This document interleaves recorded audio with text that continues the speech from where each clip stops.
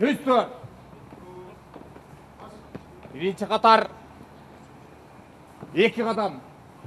İkinci katar. Bir kadam. Hata. Ve.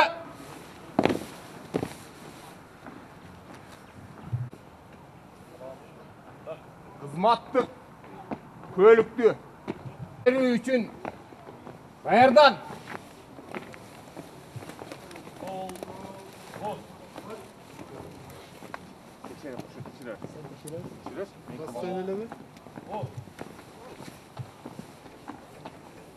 Жолдаш прапорщик милиционер старшинасы Жороев. Милициянын старшинасы Жороев Марат тууралуу айтсак, кызматка катышуусу боюнча кызматтык милдетин так аткарып, өзүнүн абийирдүүлүгү менен, өзүнүн чыдамкайлыгы менен Атайын багыттагы полкунда кызмат өтөп келет. Спорт жактан ийгиликтерине бизден ушундай биз тараптан жакшы жетишкендиктер болуп атат. Жетишкендиктердин себеби бизде өзүбүздө ушундай тренировкалар постоянно үзгүлтүксүз болуп турат. Ошонун кесепетинен Марат ушундай чоң ийгиликтерге жетишип атат десем болот. Мараттын тренировкасы боюнча жумуш эч кандай тоскоолдук жаратпайт. Биздин жумушубуз атайын ушул Атайын багыттагы полктун кызматкери болгондуктан ар күнү ишмерченин негизинде ушундай даярдыктардан өтүп турат. Саламатсыздарбы урматтуу телекөрүүчүлөр, бүгүн биз Шумкар Атайын багыттагы полктун милиционери Марат мырза менен маек куруп сиздерге спорт дүйнөсүн чагылдырып бермекчибиз. Анда эмесе баштадык. Марат мырза, бүгүн иш күнү да сиздерге? Жумуш күнү. Спорт сиздин жумушуңузга мындай тоскоолдук жаратабы, жаратпайбы? Спорт бул мен жумушума тоскоол кылбайт деп айта алам. 100%.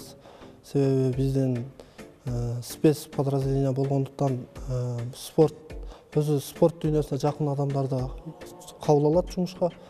Ошонун катарын биз да толуктай издесек болот. Командирлердин баары туура түшүнүшөт. Алдын ала кой беришет. Бул жумушка кандай себептер менен кирип калдыңыз? Кичинегиңизден ниет кылчу, максат кылчу ойлоңуз? Кандай болуп калды? Же спорттун негизинде келип калдыңызбы?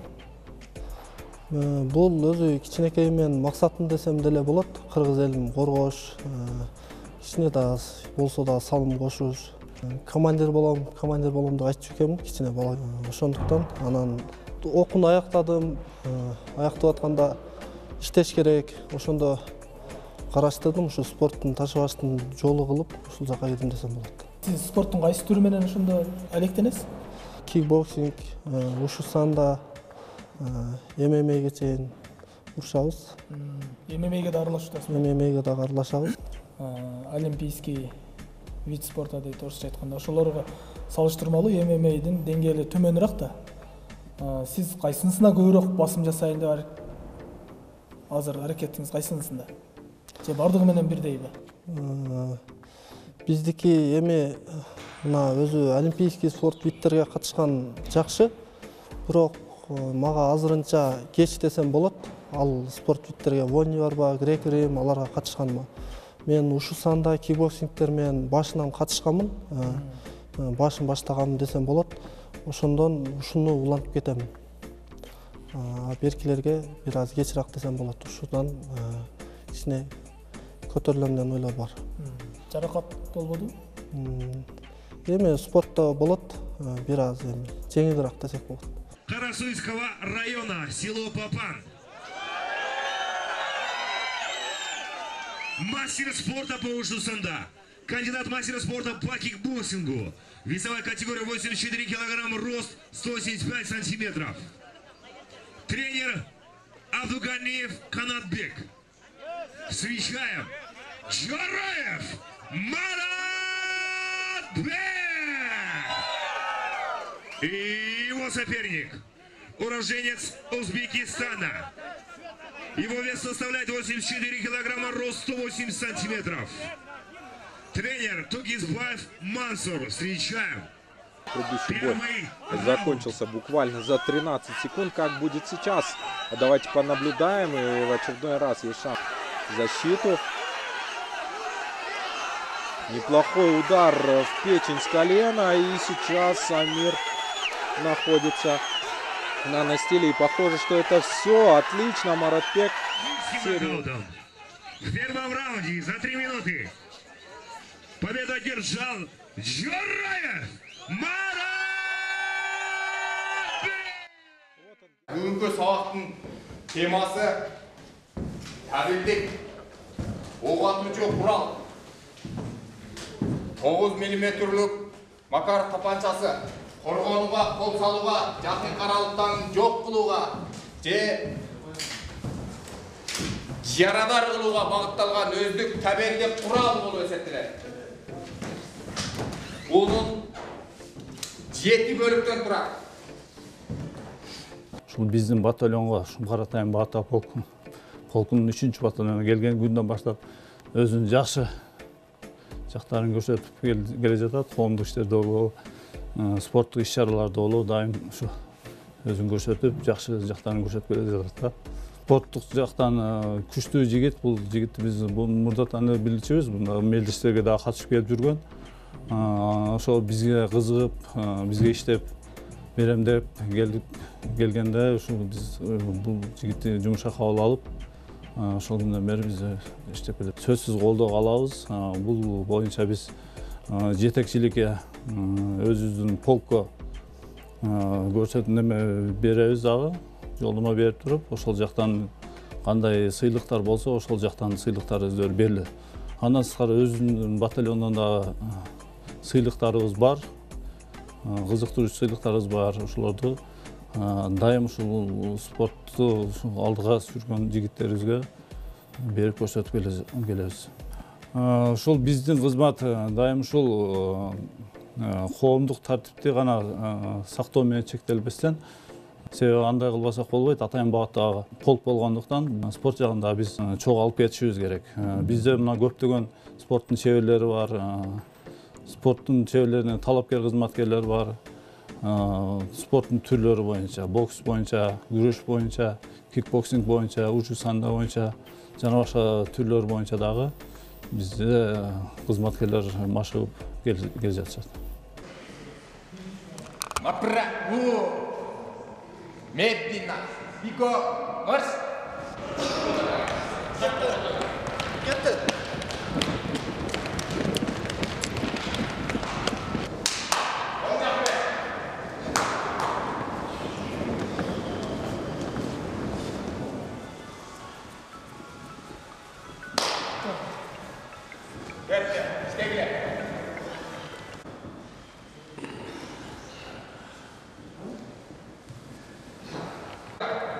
Нүсі қойып бер. Лапа қойып бер. Анан арада екі-екіден чық сен дағы. Кет.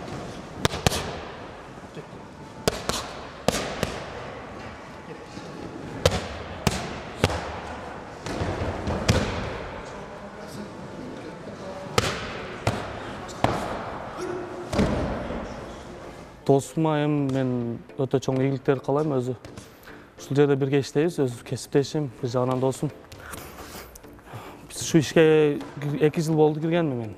2 жылдан бери бирге тренировка алып, парада бирге иштеп, ошон өтө чоң ийгиликтерге жетише турган бала да бул, өсө турган бала. Бирдемкени өзүнө ниет кыла турган болсо, ниетине обязательно жете турган бала да. Ошо ичинен душасы таза, өтө жакшы бала. Ошолорду айта алам досум. Өзү өтө сонун бала. Ким менен сүйлөшсө ушундай киришип кетет да. Киришип жакшы мамиледе. Ушул аракет тырышчанчылык артынан мастер спорт болду досум. Анан дагы деле чоң ийгиликтерге аракеттенип атат да. Ошо мен өзүмө эмне гана ниеттерди кааласам, ушул дүйнөдө да, ошо досума деле ушул жакшылыктарды каалайм.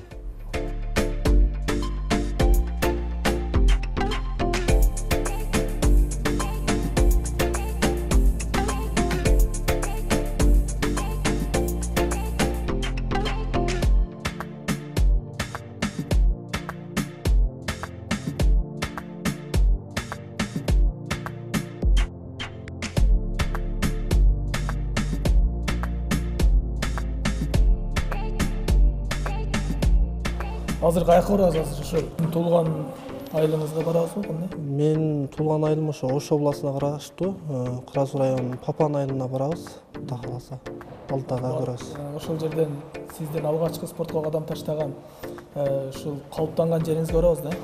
Буюрса барабыз. Кеттик анда.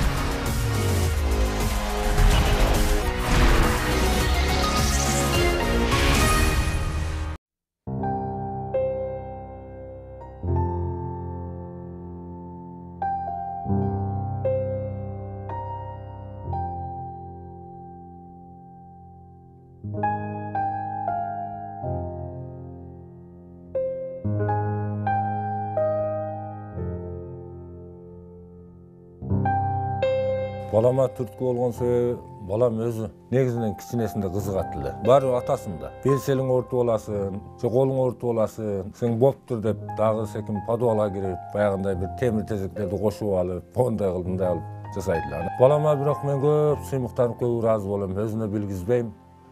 Чыч мен ыраазы болуп коем. Себеби менин мамлекеттин ишинде дагы иштейт. Анан келип көп иштерин бүтүрүп берет. Тоют маселесин камдап берет. Алмаларды чыканкалап берет, астын жумшатып, тарып иштерден бар жоон кылып берет. Болгон эми ушул ишке кеткенде карап коюш, сугарып коюш, бул менин милдетим. Спортко барам дейт эле, бирок кой дейт элем менчи. Десем, өзү кызыгуусу ошол экен да. Ошол анан абасы бар эле раматылык. Ошол көп түрткү болду. Ол асалы дагы бар. Анан ошол бир эле спорт эмес, эмгекке дагы жакшы эле да. Баягындай асалын карашат эле эме кылып. Анан үйдөгү иштерди ham кара жумушка ham жакшы эле баламча.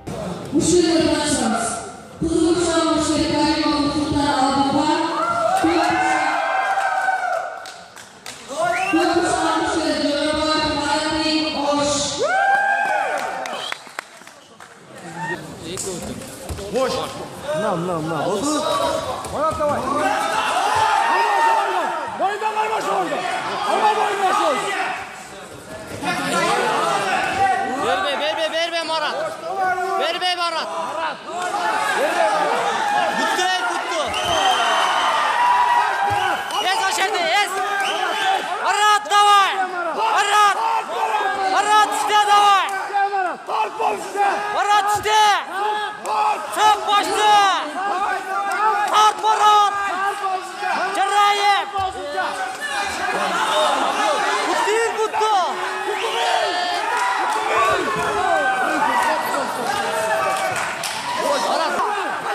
Ekşesi bana! Yalladız!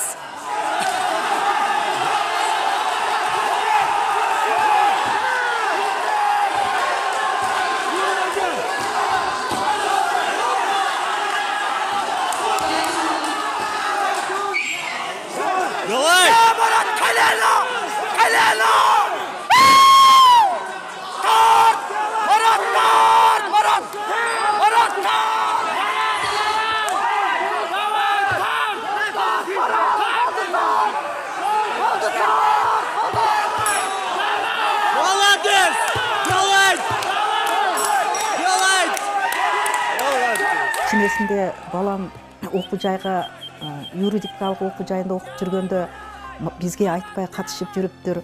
Мен эл журттан угуп алып, аябай тынсыздандым, кыжаалат болдум. Керек болсо балам үйгө келгенде катышпагын деген ойлорду айттым да. Бирок азыркы учурда анын ардак грамоталарын көрүп, жеңгенин көрүп, баягы Кыргыз Республикасынын чемпиону болгонуна сүйүндүм. Сүйүнгөнүмөн убагында балама каршы чыкканыма өзүмчө ойдолодум. Чындап элдин уулу болуш, элдин керегине жараш бул өтө оор нерсе экен эне үчүн. Бул баламдын ушундай ийгиликке жетишине албетте үй бүлө тынч болуш керек. Үйдөн да колдоо керек. аялы түшүнүш керек. Андан кийин албетте иштеген жери түшүнүш керек. Командирлерим деп ушулар жооп берди апа, мага шарт түзөт деген нерселерди айтат да. Мен иштеген жамаатына рахмат айткым келет да. Балама ушунчалык жол көрсөтүп, туура жолду багыт бергендиги үчүн. Эң алгачкы ойлорумду азыр көрсөтүп берейин сиздерге.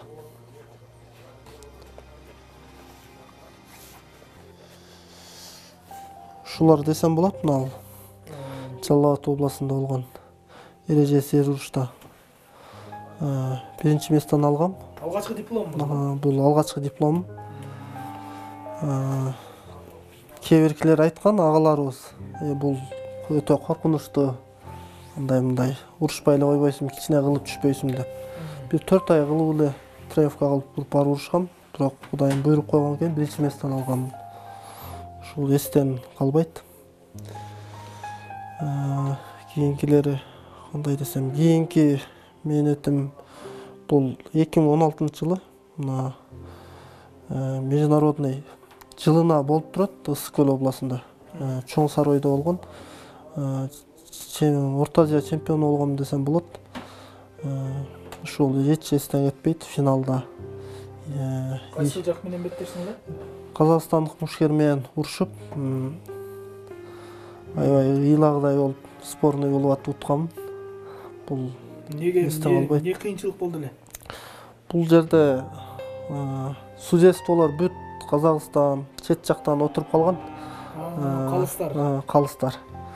Бирок экинчи раундда берип койгон, өзү экинчи раундда эле бүтмөк эле. Өзү бул уш санда 3 раундтан турат. Мына 3-чү раундда болуп, дыхалкам башка жагым зорго жеткен. Бирок билгизген эмесмин десем болот.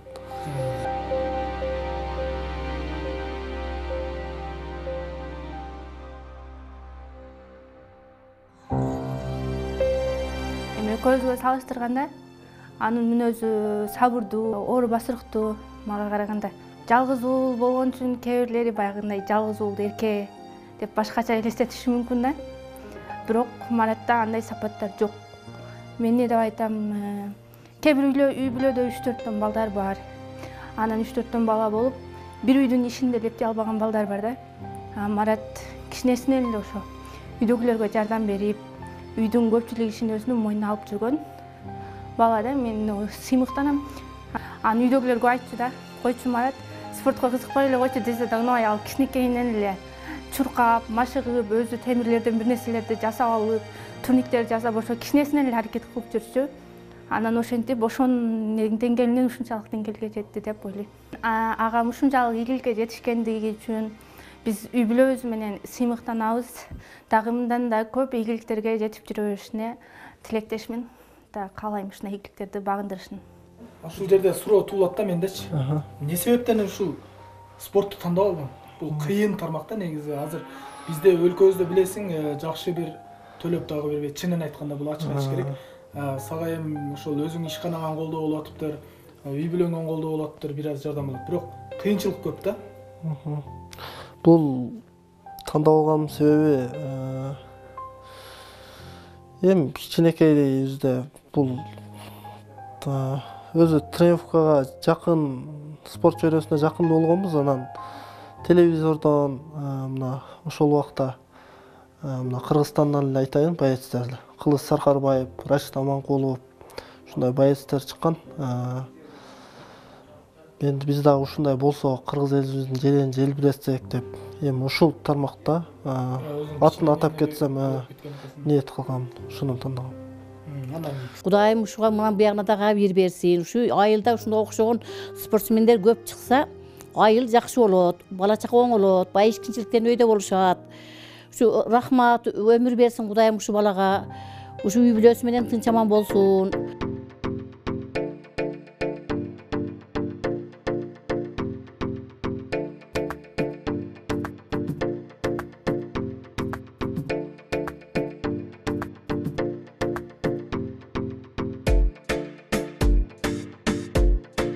Урматтуу теле көрүүчүлөр, өзүңүздөргө белгилүү болгондой биз Папан суу сактагычынын жанында турабыз. Биз Эл Тер мамлекеттик телерадио компаниясы ар дайым ушундай айылдан чыккан, өлкөбүзгө кызмат кылган спортчуларды чагылдырып даңазалай бермекчибиз. Эгерде ушундай спорт жаатында эмгеги бар айылда жашаган биздин спортчу мекендештерибиз болсо, бизге кайрылсаңыздар болот. Биздин телеканал ар дайым даяр. Анда эмесе бүгүнкү биздин көрсөтүүбүз ушуну менен соңуна чыкты. Жолугушканча.